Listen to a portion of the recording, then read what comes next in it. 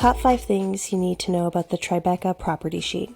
Number 1, icons. So you'll notice on the second page here that we have a few icons for you, but sometimes you need different icons to convey different things. So let's say there is no parking. You might want to add the square footage instead. So what do? You can head to the elements section and type in whatever it is that you, or I would type in, no, square foot is fine.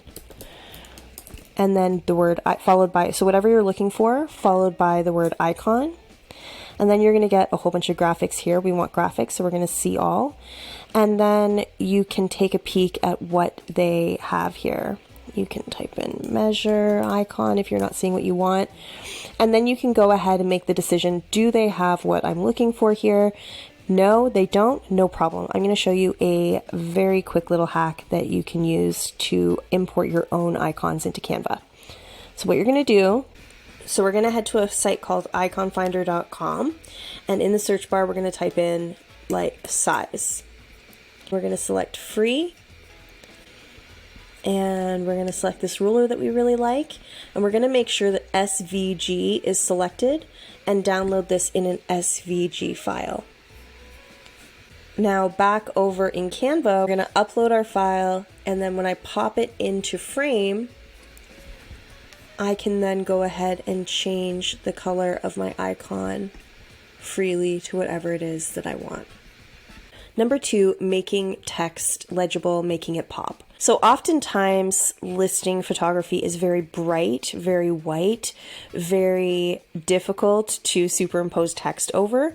So what we want to do, this is my best trick for that, is we're going to head to edit photo, adjust, and then we're going to adjust the brightness. You by no means have to adjust it as much as I do. That was to maintain the moodier look of this particular design. But you can go ahead and play around with the brightness of the photo and adjusting it until you can read the text perfectly, and adjusting the transparency as well. So because there's a darker background here, I can get away with just reducing the transparency by 10%, maybe not even. And you'll see that that really makes the text pop, and it makes it more legible without having to put those boxes behind our text, which really just makes the photo less visible anyway. So we might as well do this trick, which makes it more stylized, more sleek, and it's really easy to do. Number 3, printing practices. You'll notice a dotted line in this document. If you don't see this dotted line, then I recommend you head up to File, View Settings, and Show Print Bleed. So what this dotted line is telling you is where the printer will be making their cuts. So you want to ensure that nothing that is important, like important property descriptions or images or anything like that, is close to this dotted line. You want to leave a nice healthy margin between the dotted line and any pertinent information. So what does that look like? It looks like this. We have a text box here. I've left a very healthy margin between the dotted line and where the text begins. That's to ensure that no matter what, even if the printer cuts a 1/4 of an inch or an 1/8 of an inch to the other side of this document, we will be safe. We will be okay. Our text will still be legible. The worst thing in the world is to put this text too close to the dotted line, have your printer cut it off, and then you can't even read the property description. So just trusting on this, you want to leave a nice healthy margin between the dotted line and the text box. And speaking of text, number 4 is text size best practices. So right now we have this at an 11 point, which is rather small, but if you want more information, there are a few things you can do. Let's say this isn't enough room for your information, your text, your copy. What you can do is head up to spacing, and you can adjust the spacing between the letters and between the lines themselves. So what does that mean? When I adjust the letter spacing, you'll notice that that just gave me an entire extra line, because it brought the spacing between the letters closer together. Another thing that you can do is adjust the line spacing.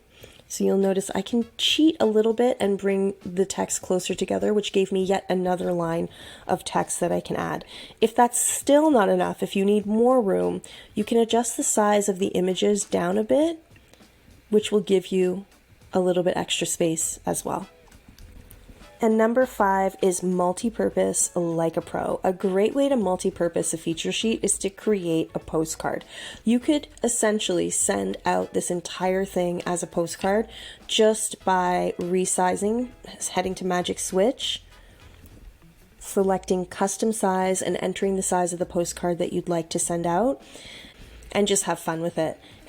Or you could multi-purpose this by using it as email graphics. So you could save this entire thing as an image and add it to your email. You could add animations to this entire document. And if your email marketing platform allows you to save or add things as GIFs, then you would just hit download and save that as a GIF file, and then you're good to go. If not, just save it as an image and you can add that to any email.